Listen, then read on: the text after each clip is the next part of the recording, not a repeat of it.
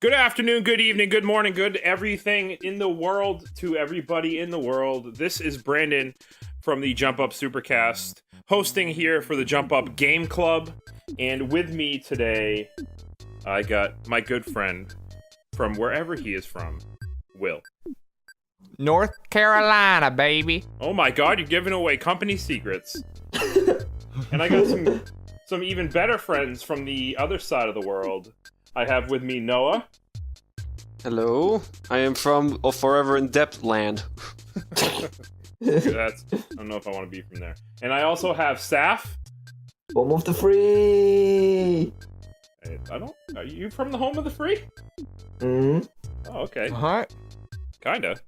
And coming from the great city, maybe arguably the greatest city in the world, Boston, Massachusetts, it's me, Brandon.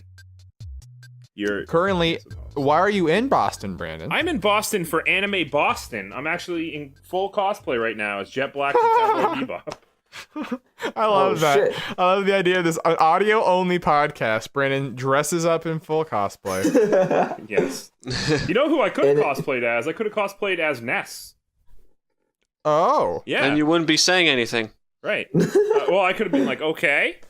Okay. But, That would be I could have cosplayed as Ness from the great game Earthbound. Speaking of Earthbound, that's the game that we played this week. Oh, really? Yeah. Fuck. No one told I had me. no I've idea. been playing Simpsons Yeah. still. Oh my god. It's like, why is the Smash Brothers all 3D? Right. Top down. Well, we played Earthbound, aka Mother 2. So if you're a little bit confused by that, this is actually a sequel to the game called Mother that was released on the NES.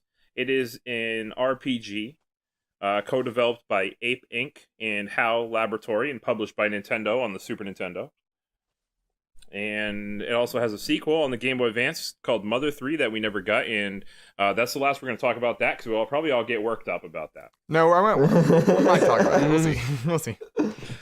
In this game, you play as Ness and his party of other children that he picks up along the way. And you go around and you fight space aliens and other creatures.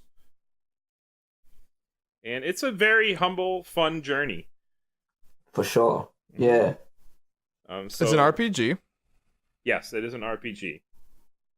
I love how the story sets out with like the people that you play as. There's like you have Ness, who's like just a typical Ness guy, and then you have Pokey, who is set up to be like a complete arsehole from the get-go.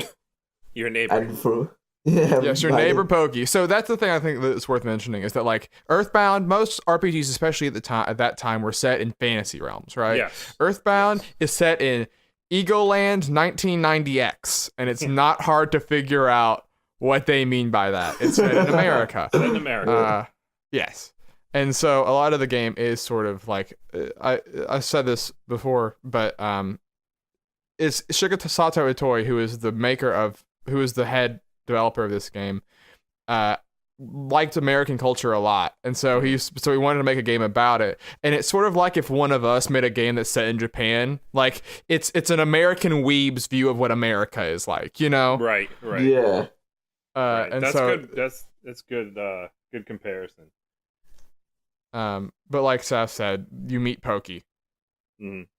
Yeah, And- Pokey's something else.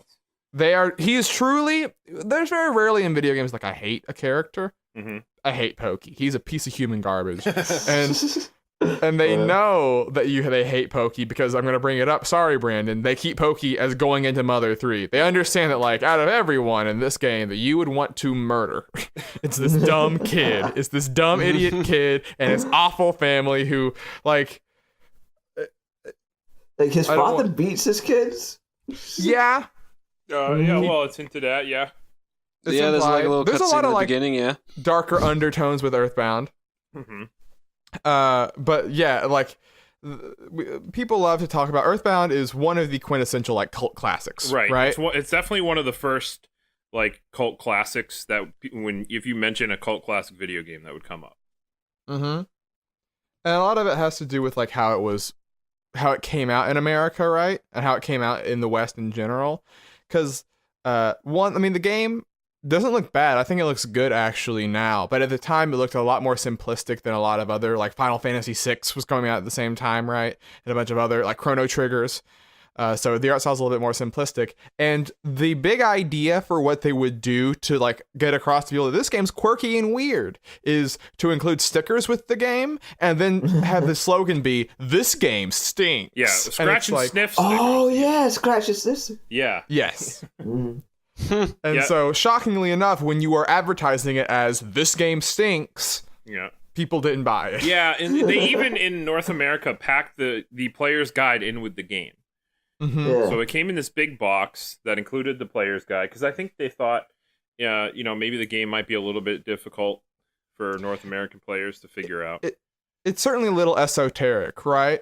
Yeah, it is. It is a little hard to figure some things out without a guide.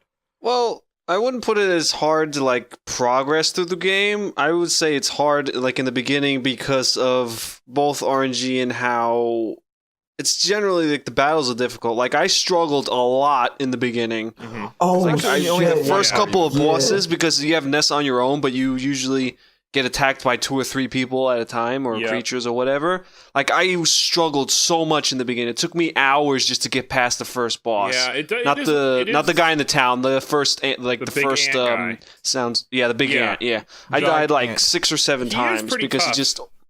and all he did was just kept attacking, like just normal bite moves, and would do half my HP, and I couldn't do anything. Yeah. I am shocked because I was playing it with Noah. Well, I was listening to Noah play it, and I was so very confused at that because I beat this game like 3 times now, and I don't remember the ant boss being that difficult.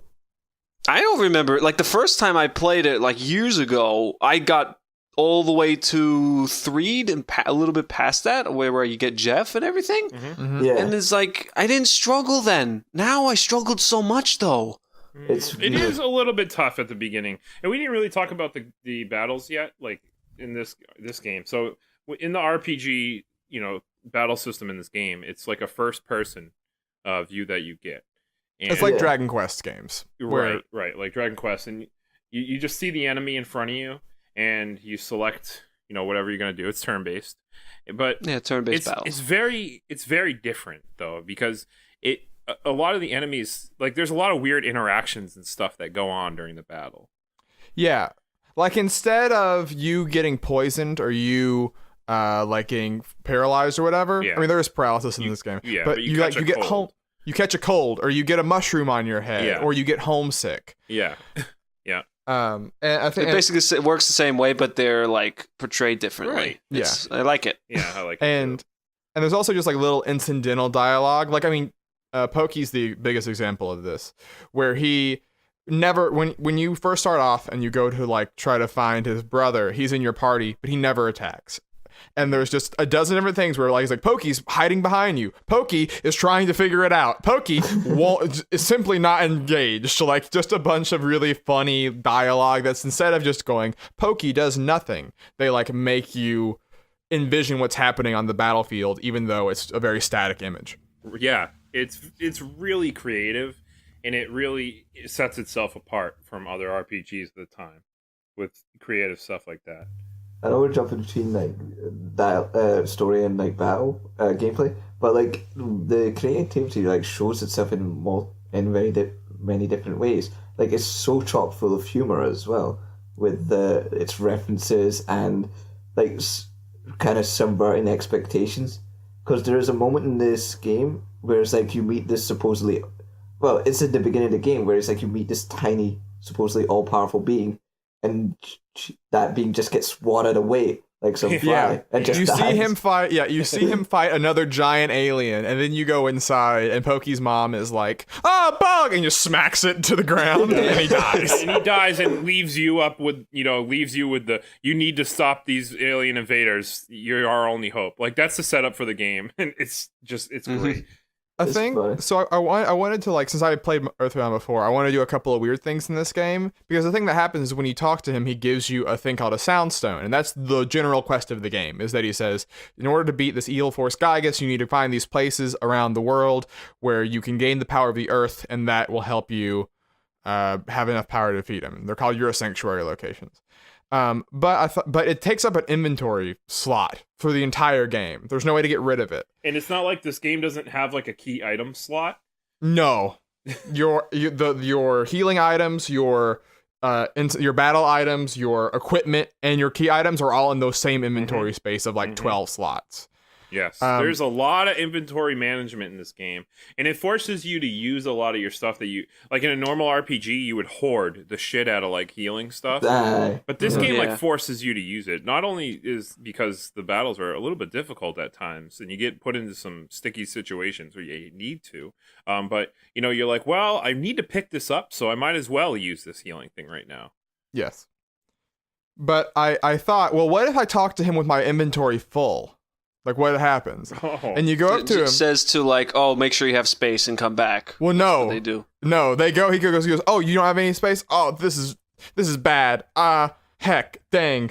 I'll give it to your sister. Go talk to your sister sometime. And so I beat that entire game. I don't have the sound. I never got the sound stone until the very end. So I just had a free inventory sound stone? space. Yeah. How did you have a full inventory for the sound because stone? You the have to crows record the music on the soundstone? No, you don't have to. You can you don't until you get that item. You can't check it, but like it counts progress. But you fight the crows in the first area, and every single time they drop a cookie. So if you just keep fighting crows, you get an inventory full of cookies, and you can do that. That's a good strategy to at least open up an item. Yeah, that's interesting. Yeah, and just fun, and it's fun that they thought of that, you know, and that like they gave you they didn't just like punish you and say free up an inventory spot. They like kind of rewarded you for thinking about that. Mm-hmm. I think that only happens with the Soundstone, though, because when I went to get the Franklin badge from Paula, she was just like, oh, make sure you have room in your inventory. Yeah. But, which is also cool. Like, a thing that's sort of, like Saf said, the Earthbound is a game that has, like, a specific tone and vibe to it that, like, permeates almost all of that's in the game. That's what makes it the charm, because, like, the battle system is fun, but it's not the most insane ever, right? Like, the story is good, but it's not super complex in some moments, like, but all of it combined makes this really unique entity that is very hard to replicate, because you can feel it as one person's sort of from their brain, right? It's an identity it sets for itself that lasts through the entire game, and it's something that has never ever been replicated in any other form of game that I've ever seen, and I absolutely love this game for that. I mean, and it clearly inspired people too, right? Like, there's a very dedicated fan base for Earthbound, and like I was about to say, and it clearly inspired Undertale, right? Yeah. Like, which is Toby Fox said. He's like, I loved this game as a kid. I want to make a game that little kids can also love, like I loved Earthbound. Mm-hmm. There's even a fan game, like, I have no idea if it's been released yet, but wasn't there like a fan game for like Earthbound? That was how he got popular. He made like a Halloween mod of Earthbound where it was more of a horror game. But like you said, if it is that you can feel the personal touch of a creator, right? Especially back in that age of video games where you couldn't as much, right? Where like there people were sort of, it was hard to sort of feel like a personal touch of one creator at video games at that time, because people were still figuring out how to make games, period, let alone how to put a personal touch on it, you know? Mm-hmm. Can I make a weird comparison with this game? Sure. This game reminds me of Paper Mario: The Thousand-Year Door, where very much each chapter almost has its own identity and tells its own little story in each town. Like when you get to Tucson, you know, you need to get rid of this cult that is built up there, and free these people from, you know, they're painting everything blue. Everybody's all about blue, and they brainwash people, and it's got its own standalone story. And when you get to, you know, Threed, you have a zombie invasion, and it just feels so different, but it's the same game. And I love that each chapter has its own like condensed story, but it's kind of like Paper Mario does it. And it's also like, we don't talk, like, I mean, because I think we've all of us have played Earthbound before this podcast. Like, sometimes we forget how weird things are in this game until I was like in a call with someone recently that had never played Earthbound before, and I was like, oh, I've got to go fight the cops, and they're like, what? What? And it's like, yeah, that's a weird part of the game where like you go back from fighting the giant ant, and they're like, okay, here's 5 cops, we're gonna beat you up, right? Like a 10-year-old boy. there's a part where there's a woman who looks like a prostitute in front of a hotel, and you follow her inside, and then there's a bunch of evil zombies that like kidnap you because you've been tricked by a prostitute, and you're like, what is this game? You know, like there's an evil cult like that they had to add pom-poms to their hats because they looked a little bit too much like the KKK for the American version. Like, what is this game? You know? Yeah, it's very good. And it's that dark stuff with the funny stuff. Animals and shit. The what? Yeah. Just don't forget beating hippies and animals and shit. Hippies and animals. And an unassuming man. Yeah, unassuming local guy. Annoying party goer. New age retro hippie. Like, these are the enemies you fight in this game instead of goblins, which is very good. I love it. And they all the music also in this game, we didn't talk about it really yet. The music is just incredible. It goes It's along really catchy, and it's really nice. It's super catchy, and it fits the vibe of the game so well. Oh yeah, for sure. I mean, and they sometimes use it sparingly, right? Like, you only hear the Your Sanctuary music when you're at a sanctuary, but like when you're there and you hear it, like there is that sense of relief because it's always the end of the dungeon. It's always this thing where you do feel at peace. As you hear, like we mentioned with the Soundstone, the different songs, as you hear that song finally complete, I mean, we're spoiler territory. Like the very last one you do is at Magicant. It's this whole thing where Ness has to find it within himself, and it's just the last one note. It's the last one resolving note of that whole song, and that's what you needed to have the power. Is you need that last note, which was you. And that's like a beautiful, it doesn't point it out, it doesn't like linger on it, but it's just this beautiful moment that gives you chills when you talk about it. It gave me chills, at least. And I think that's part of like that it is this weird thing where it's the mishmash of tones that really makes it work, right? Where it's funny, it's dark, but it's also genuine. Like, it's really, you could feel it's heartfelt in every sense of the word. Like it's people who wanted to tell a story. Even the way it ends feels very heartful as well. Oh like my gosh. The final boss and the way you beat it.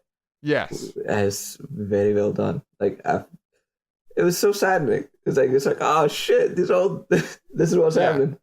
Like where every single person you've helped is the way that you do it, right? And like games have done that before, but in Earthbound it matters more, right? And that like how weird it is, like to beat the final boss, you can't go to his dimension, so you have to put your brain inside a robot. Like, what a weird thing. But it makes it feel more alien and strange, right? Like Gygus is people ended up pointing out before, but like he's this weird fetus thing. His arena is a big uterus. Like, what is this? You know, this is all very crazy. I mean, Gygus is a carryover from the first Mother game, but like, and then the thing after you beat it, right, where it's just you taking Paula home, and that's all it is. And you can go through it's nighttime, and there's no enemies, there's no anything, and you can go back to any area in the game, you can talk to every person, they have different dialogue, and you can rush straight home, or you can take it in, and you can soak it in, you can look at this world that they made and you've gotten attached to, and look at it this one final time, and it's perfect, and it's earned, and you feel so accomplished from that, more so than any high score that you've gotten in a lot of other games. And I think that's of note and important. Mm-hmm. It's like the some of the battle mechanics in it is like, it's not that complex, but they do some clever stuff that I haven't really seen repeated that often. Like, for instance, the life bar thing, where it's like where you don't, if you can recover if you don't, like if you hit somebody fast enough before your bar rolls to 0. Yeah. So you can there are specific enemies that teach you that, like there's the tree enemies that explode anytime you kill them. That thing. I hate those guys. Yeah, and so like whenever you kill them, like they explode and they do like 300 damage. And at that point, your match HP is at 70, and you're like, oh my god! And like you freak out a little bit the first time, but what you should be doing is mashing through so that they do as minimal damage as you can. It's like, because as soon as the battle stops, like your health stops going down. Yeah. Yes, and so it's very you're cool. always like that. I hated fighting those guys because you would take a decent amount of damage no matter what you did. Yeah. I know, and it's like even if you take mortal damage, as long as that fucking if you can heal up or use Dashing through to get to Zero. life up to cast it Yeah. as you see it ticking down is like among the most stressful things you do in a video game. It's a very for cool sure. mechanic. I like it a lot. Yeah. Definitely. Mm. unique. Yeah, they And I also like how they. Sorry, go ahead. no. They also have this little neat mechanic as well. It's like if you're strong enough, you can just walk through an enemy and kill it and get. Yes, its Yes, speed that's plus move. super good. Mm. Yeah. And love it's that. also I've seen that happen in other games Yeah. though too. yeah. But I love this thing and because how it pairs with that. Where like one, the experience leveling is actually really neat in this game because like there is huge jumps from area to area on how much experience enemies give you. Like it will double from one area to the next. But so like it's hard to get too over leveled unless you are willing to be there for hours.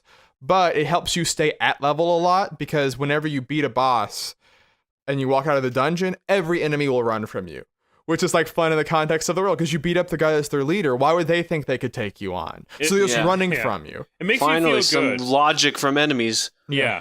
And then feel it makes you accomplished. feel good, but also bad, right? Like Yeah. a dog is running away from you now, and you just Oh, run over yeah. and beat the hell out of it with a bat, and you kind of Yeah. feel bad. Like the thing is scared of you.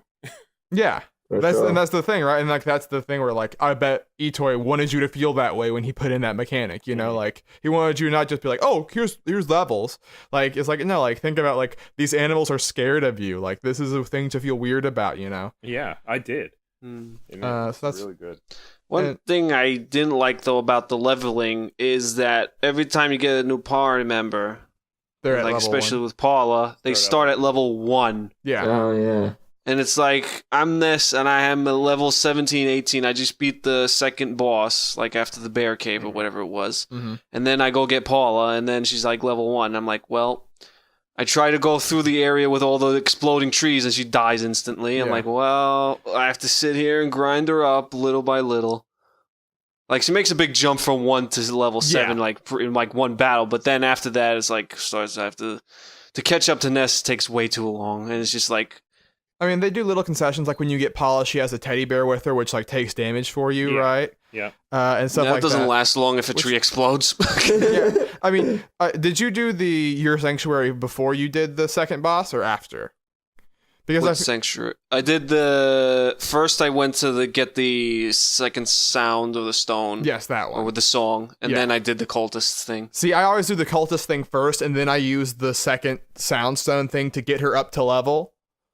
Like by doing that, because we're just going through that temple, through that dungeon, she'll get That's there. what I did too. I got her and then did the soundstone. Well, I didn't realize which cave she was in. I just got a hint that she was beyond the cave and the cabin that's beyond the cave. So I went into the one cave. There were 2 of them, and it ended up being the wrong one. So I go, okay. And then when you get Jeff, he's like by himself for a long time of that. So that means that when you are going like you have time to level him up as you're just going through and finding. Yeah, his that's dad fine. and That stuff. part is that's okay. part's normal. So, fellas, let's start with Saf, since he was the nice guy who decided to pick Earthbound for this episode. In Saf, I got a couple questions for you. 2 of them. Will you play this game again? And will you recommend it to somebody else? This is kind of weird for me because this is like the 3rd time that I played this game. Yeah. So, technically, I already have played this game again, and I would recommend people to play it. I would recommend it on the caveat that I give them the fucking guide to this game, because this game doesn't teach you anything. Like, you have to read. You need to do homework before you can actually understand. Yeah. some of the stuff in this A game. little bit. It's not that Yeah. bad, but I mean, I would say it's as much I mean, as any it RPG never from that explains era. what some of the stats does either, and that's Yeah. kind of like, 'Cause- what? They Like, do have what's his Nintendo's- name? They have the, Like, there are some moles or NPCs in the game, but they're very easy to miss. and there's I mean, this is one's the dog that's possessed by the spirit of the game developer who will give you tips. Oh, yeah. And like he'll tell you that stuff too. But yeah, it's easy to miss it. I mean, that's sort of a trait that's in a lot of those games at the time. Yeah. Right? yeah. So it's like Nintendo's done this clever thing where it's like with the SNES Classic, they've sent you a link to like a guide that they put up themselves. It like teaches you stuff for that game. Like On the Wii U release, they did the same thing where when you bring up the home menu, you can just bring up the whole instruction book, which is the guide. Yep. So basically, I would just add that caveat. Just like, as long as you read what the fuck you need to do, then definitely play this game because this is a great. I really like that guide too, by the way, because it's not just like, hey, here's the Yeah. Prima strategy guide. It's like a tour guide of Eagleland. It's so creative. It's such a good guide. Like it really is. Like each town, they give you like they act like welcome to Tucson. Like here's the population. Here's like tourist attractions. This is what you can do in Tucson for fun. People like to go to the music theater and watch Runaway 5. Yeah, Runaway 5. Like it's really creative. I love that guide, man. This is one of the most impressive translation jobs in like all of video games. Like just like everything's around it, because so many of those jokes like do not have direct translations, right? Like there's one where you go up to a door and someone goes, "Quick quiz. Name a Beatles song. Blank blank blank today." And the options are yes or no. So if you pick no, it's like no today. And if you pick yes, it's yesterday. And yesterday is the Beatles song. So if you pick yes, they go, "Oh, you did it." But like that joke does not make sense in Japanese, you know? Like it doesn't, I don't know what that joke was in Japanese, but they got the spirit of it. We didn't really touch on it, but they changed a lot of stuff between the releases. Which I think we did with the KKK pom-pom hat kind of situation. Yeah. That was the biggest one, yeah. Yeah. Well, and nakedness and and Magic Hand, that's true. Yeah. But yeah. So they did anyway, we got off topic a little bit, but God, this game's can easily get you there. So we're gonna move on to Will. Will you play this game again, and will you recommend it to somebody else? So on this replay, I made it to Dark Side. So I'm like about like 2/3 of the way through. I want to finish this one up, but like in 2 years, I feel like I will be ready again to go back to Earthbound, because there is just with so much of the NPC dialogue and stuff, there is always some character that you missed or some funny line that you forgot, and so there's always something worth coming back to. Yeah. And also, I would recommend this game to like. I mean, if you're a person that doesn't like RPGs, this one will not be the one to turn you around. But I think that it's important. It's one of the games that like I would like have someone to play when talking about like what types of stories games can tell, because this was doing a very different type of story at the time where it came out, and I think it still is very unique in where it stands in the overall gaming landscape. So yeah, I would recommend it. Okay. Noah. Yeah, I want to eventually beat it. I still haven't beaten it, mainly because of time constraints, but I definitely want to revisit and try to beat it once and for all. And yeah, definitely recommend it to people. I mean, it's one of the classics. It's like, if you like RPGs, you have to play. It's one of those things where if you like a certain genre, you have to play it. Like if you like RPGs, you have to play this one. It's like one of the best. Yeah.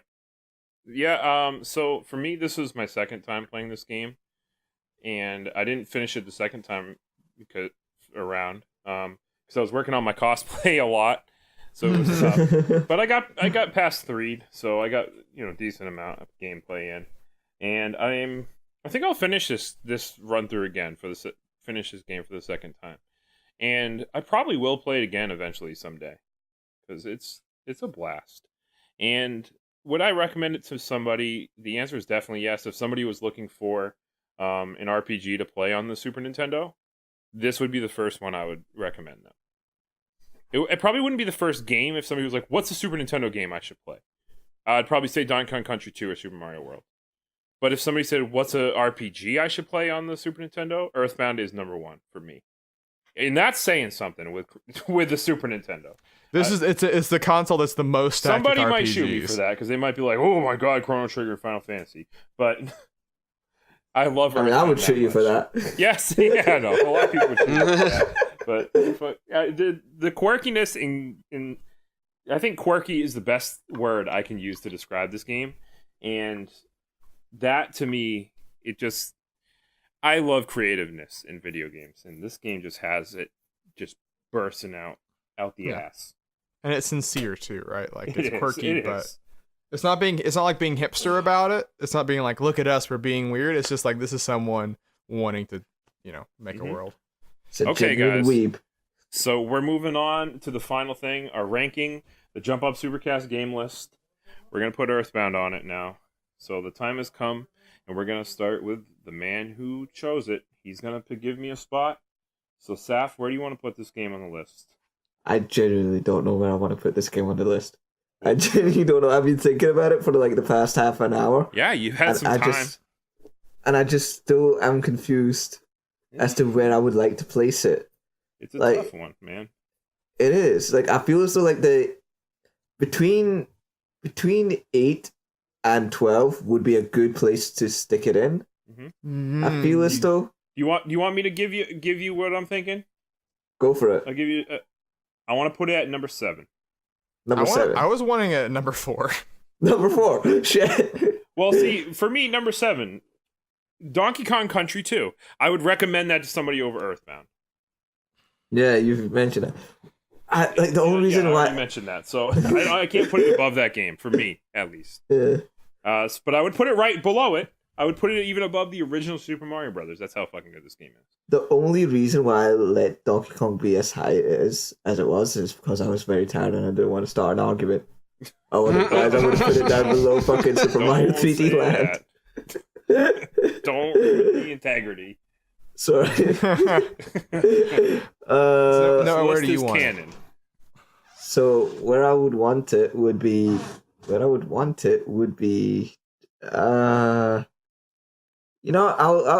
stick with you, Brandon. I'll go with you. Like, unless someone can argue for it to be higher, I'll stick with it as number 7.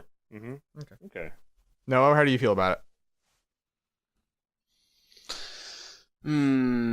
I was actually, I was looking around like the 9 and 10 mark, but yeah, if it gets past Shovel Knight, then it can easily get past Dragon Ball FighterZ and Super Mario Bros. So right.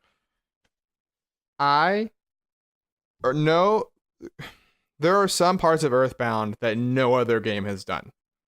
Right? The part with Pooh where you are giving up your eyes, then you're giving up your arms, then you're giving up your legs, then you're giving up your hearing, then you give up everything, right? And the way that they utilize the UI for that stuff, right? The way that they utilize like the fact that Your Sanctuary is a repurposed song from Mother 1. Like, there's so much stuff in Earthbound that is so unique into what it is. I completely forgot about that one. That is incredible, right? And I wanna, and so for that, like, I would put it above Donkey Kong Country 2, but I'd be willing to put it below Left 4 Dead 2 because it does have more flaws.